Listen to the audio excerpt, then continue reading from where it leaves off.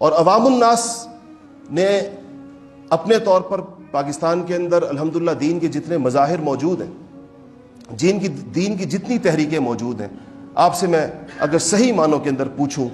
تو آپ بتائیں کہ اس کے اندر حکومت کا رول کیا ہے؟ اگر پاکستان کے اندر آج مدارس موجود ہیں جن کے علم پر لوگ اعتماد کرتے ہیں، دیکھیں حکومتوں نے کہا کہ مدرسہ سرکاری ہونا چاہیے، تو ایک ماڈل دینی مدارس کے نام سے سرکاری مدارس بنائے گئے کروڑوں روپے کے خرچے سے، کہ کہا کہ سرکاری مدرسہ ہوگا، فرقہ واریت سے بالاتر ہوگا، تمام پاکستانیوں کا ہوگا، جو اچھی اچھی باتیں جیسے یہ لوگ کرتے ہیں۔ ابھی آپ جا کر دیکھیں کہ ان ماڈل مدارس میں کیا ہو رہا ہے۔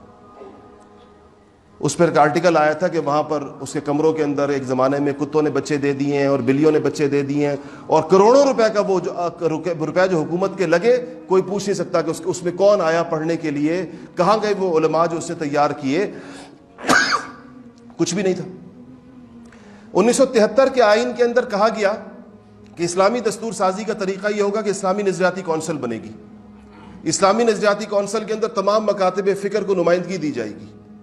اور اس کے اندر بڑے بڑے چنیدہ اہل علم لیے جائیں گے، اور وہ درپیش مسائل کے اوپر متفقہ شرعی فیصلہ یا فتویٰ وہ صادر کریں گے، اور وہ پارلیمنٹ میں جائے گا، اور پارلیمنٹ اس کو منظور کر کے دستور کا حصہ بنائے گی۔ 45 سالوں میں ایک واقعہ بھی ایسا نہیں ہو سکا، ایک کیس بھی اسلامی نظریاتی کونسل کا پارلیمنٹ سے پاس نہیں ہو سکا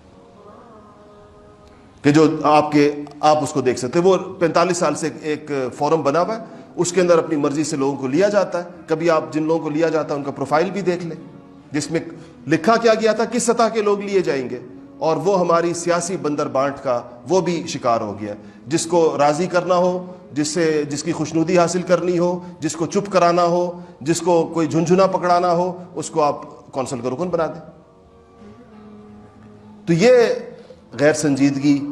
اور یہ اللہ جل شانہ کے ساتھ جو ہم نے عہد کیا ہے اس کا توڑنا، یہ ہمارے حق کے اندر کوئی نیک شگون نہیں ہے، نہ اس مملکت کے حق میں، نہ ریاست کے حق میں، نہ اسلامیان پاکستان، مسلمانان پاکستان کے حق کے اندر۔